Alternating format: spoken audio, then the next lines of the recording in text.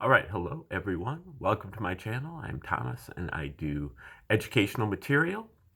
Today is the 114th video on the reciprocal system of theory, a theory of everything derived by Dewey B. Larson back in the 20th century. And his work was carried on by others as well up to the present day. But it is pretty sparse out there. Not too many people know about the reciprocal system.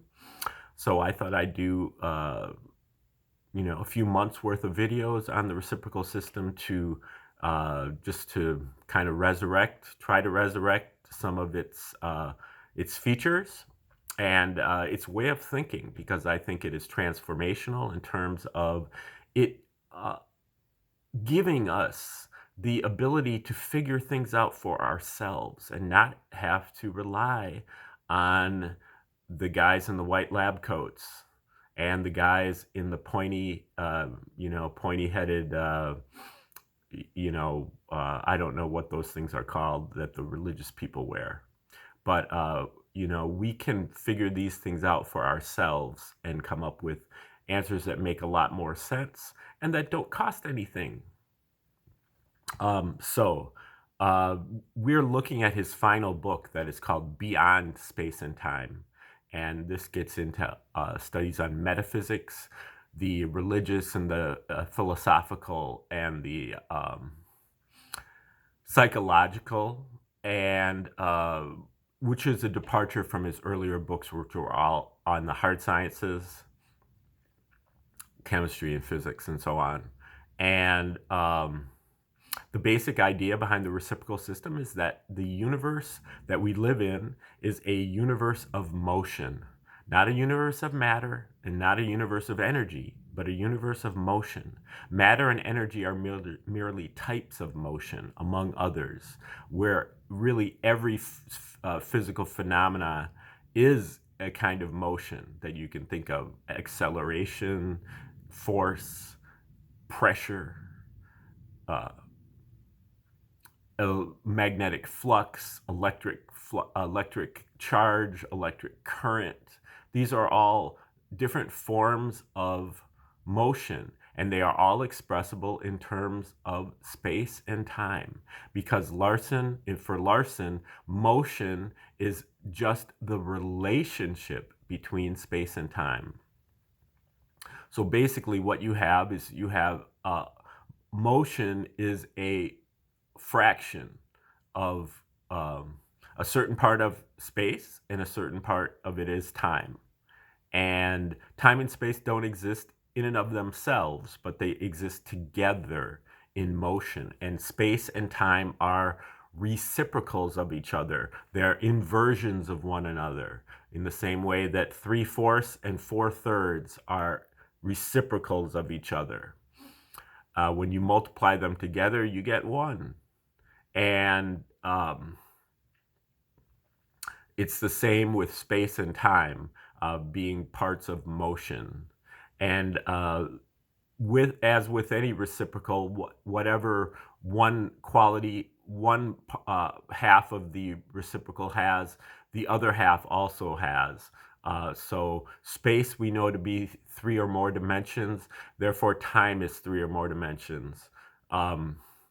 Space we know to be, Larson calls that coordinate space and coordinate time.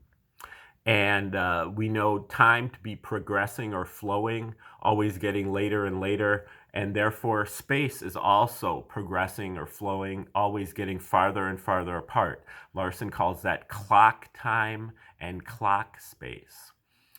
In addition, space and time are both in only discrete units. There is a minimum unit of time and a minimum unit of space. If you go below the minimum unit of space, you are in a realm of only time. And if you go beneath the realm of only time, you are in a realm of only space. Larson calls that the time region and the space region.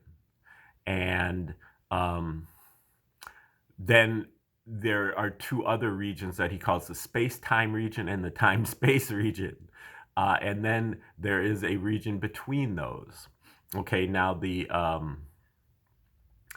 discrete unit postulate that only time and space come in discrete units works out as 1 unit of space in 1 unit of time is the speed of light. So the speed of light is 1/1. And the speed of light is not, as Einstein says, the maximum speed of the universe, but it is the midpoint of the universe, or the null point, or the midpoint, or the neutral point, or even the origin of the universe, and that half of the universe is actually moving faster than the speed of light. And the half that is moving slower than the speed of light, we recognize that as, what we normally, this is our normal universe. Larson calls that the material sector, or sector 1. The half that's moving faster than the speed of light, Larson calls that the cosmic sector, or sector 2. And material aggregates grow and bond together through chemical bonding up until their most complex level, which is DNA. And then at that point, the DNA molecule has become complicated enough, complex enough to accommodate a entity from the cosmic sector. And when that happens, when there's a cosmic and a material combination, Larson calls that the life unit. And so the life unit is a combination in the right proportions, in the right configuration of time and space, of sector 1 and sector 2. This life unit then grows and develops over the course of time up to its most complicated level, which is, according to Larson, the intelligent human being. And at that point, the intelligent human being becomes eligible to be taken control over overall by a unit from sector 3. Sector 3 is the area that is entirely beyond space and time, or the metaphysical. This is what the last book that we're looking at here of Larson's is talking about, beyond space and time. This is what other people would call God, or the gods, or the goddesses, or religious, or the spiritual. And Larson calls it sector 3. And this is an area where, a region of the universe where everything is good and everything is correct. And these beings from sector 3 communicate with us. They always give us good advice through things like telepathy, ESP, including telepathy, also intuition, scientific insight, religious revelation, and others. And unfortunately, as basically single-celled spiritual organisms, we are unable to decode these messages always correctly. And so that's kind of our challenge right now, is to be able to decode these messages and make sense of them. That requires preparation, concentration, dedication, and just practice. So that's where we're at. Now, we're in the final chapter of this book, chapter 28, that's called Human Destiny. We are not too far into the chapter, but I will let Larson take over from here. It is evident from the results of the physical investigation that culminated in the formation of the reciprocal system of physical theory that all changes taking place in the physical system are no more than transient. The physical universe is always changing, but its processes are cyclical, so it always remains the same. Changes taking place in any one direction are constantly being nullified by corresponding changes taking place in the opposite direction, so that the physical universe as a whole conforms to what is known as the perfect cosmological principle. That is, it looks the same from any point in space or from any point in time. The only one-way process that exists anywhere in the area covered by that investigation is the growth process whereby the non-physical control unit that directs the activities of level 3 of human existence. Level 3 of human existence being a human that is under the influence of Sector 3. The level of ethical man, ethical is one of his synonyms for Sector 3, moral or ethical, increases in complexity and sophistication. Our findings indicate that this unit is originally a simple structure comparable to the earliest biological units, and that it undergoes a process of development similar to that which produces the higher life forms from the original simple biological entities. Unlike the products of biological evolution, the products of the Sector 3 development process are permanent, as they are independent of the processes of the physical universe. Here then is what is being accomplished, the only permanent result of the operation of this enormously complex mechanism. A simple unit from Sector 3 is developed into a complex unit in the course of, and by reason of, its association with a biological organism. We may logically deduce, on the basis of the considerations outlined in the foregoing paragraphs, that this development is the purpose of existence in the physical universe.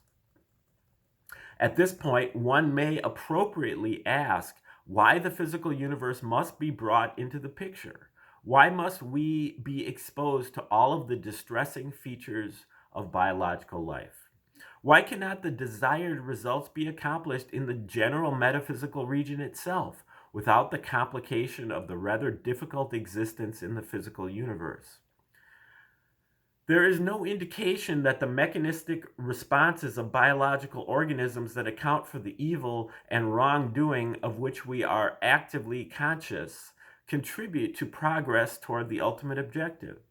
On the contrary, so far as our investigation discloses, they are merely byproducts of existence in a space-time universe, similar in this respect to our extreme vulnerability to physical damage. We must conclude, then, that some feature of existence in the physical universe that is not present in the general metaphysical region is a requirement for the development of ethical personalities. At the present stage of the investigation, the question as to the nature of this feature cannot be answered positively, but it is not unreasonable to conclude that the general metaphysical region, the region outside the space-time universe, and also outside any other universe that may exist, is one in which no change takes place.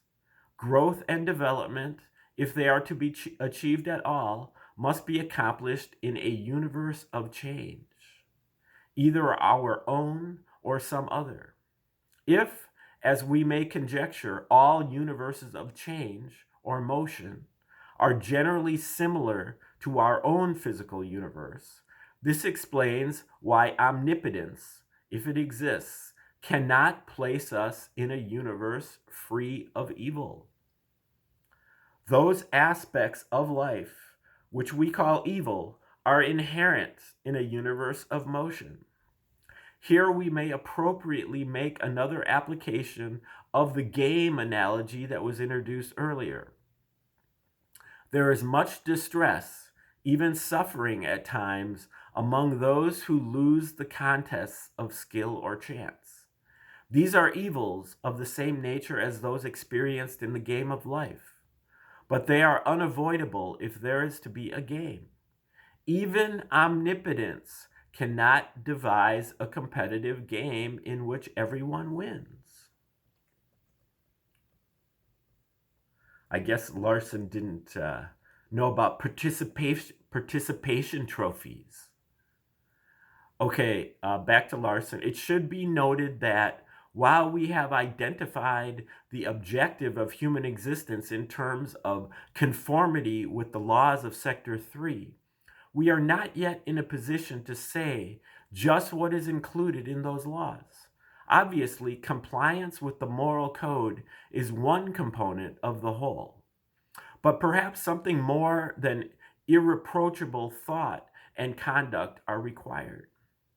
This question was not investigated in the present work, which is merely a pioneer scientific expedition into an area hitherto unknown to science and does not purport to be a complete exploration. But the scope of these Sector 3 requirements is a very significant issue, and it deserves some mention in the final summing up of our results. A rather striking feature of the conclusions reached in the investigation with which this volume is concerned is that they are completely silent with respect to one of the 5 subdivisions of philosophy, listed in an earlier chapter as being those commonly included in the university philosophy courses.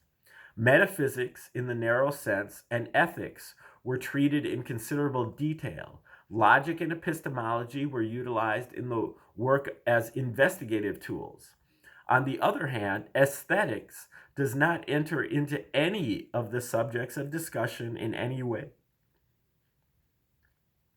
What then is its place in the general picture? Surely it is not physical. Might it be possible that there are aesthetic standards that the human race will be required to meet as well as ethical standards? Must we learn to know and value that which is beautiful as well as that which is morally good? These are questions that we cannot answer on the basis of the information that we now possess, but they are high on the list of subjects for further investigation. Perhaps there are still other requirements that will have to be met. This is what most of the organized religions insist, but they see the situation in so many conflicting ways that it is difficult to draw any definite conclusions as to whether there is a common element among them that may represent something real. The Western religions place worship of the deity high on the list of requirements, even to the extent, in some cases, of contending that this is the only thing that is absolutely essential. But in the world as a whole, this belief in the necessity of worship is far from unanimous. While nothing in our findings contradicts it, we cannot say that it is verified on the basis of the criteria of validity that we have established. So far as this investigation is concerned, therefore, the issue still remains open. In the event, even if we consider only the ethical aspect, it is clear that the human race has a very long way to go.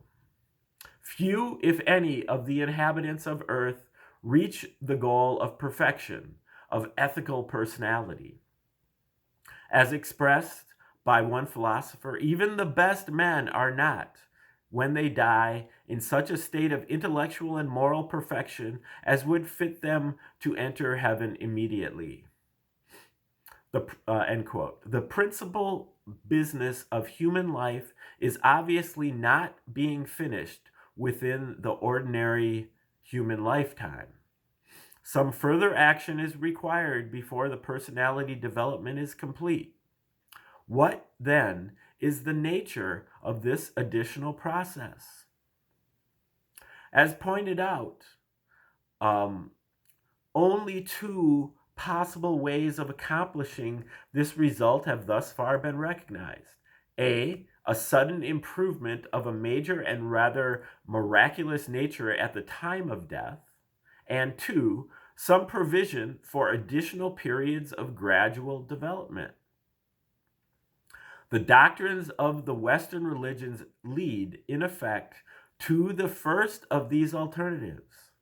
The present study has not revealed any specific facts that would either affirm or deny its validity. However, as previously pointed out, there does appear to be a significant element of inconsistency in this hypothesis that makes it extremely improbable. If all of the tremendously complex mechanism of the physical universe is required in order to accomplish the first portion of the development of the ethical personality, it hardly seems credible that the balance of the process, by far the greater part, could be accomplished suddenly by fiat. The standard answer of the theologians to this criticism is that an omnipotent deity can accomplish anything, even that which to the finite minds of human beings seems impossible. But our findings have confirmed the general intuitive conviction that existence as a whole is rational. As brought out in the previous discussion, this limits the powers of omnipotence by excluding the irrational. Thus, even if an omnipotent deity does exist, a question that is beyond the scope of the present investigation, the hypothesis that calls for completion of the human personality by divine decree is incompatible with the need for an enormously complex mechanism to begin the personality development. Okay, now from here, he's going to go into a discussion of how the Eastern religions look at this at this point of view of, what the human being is not prepared for Sector 3 or for heaven or anything like that, and what needs to happen, how it needs to happen, how it can happen. We'll take that over tomorrow. So thanks for tuning in. I think we just have maybe 2 or 3 more days on this book here before we move on to something else. We got some surprises in store. Hopefully they will work out. So thanks for tuning in. We'll see you tomorrow.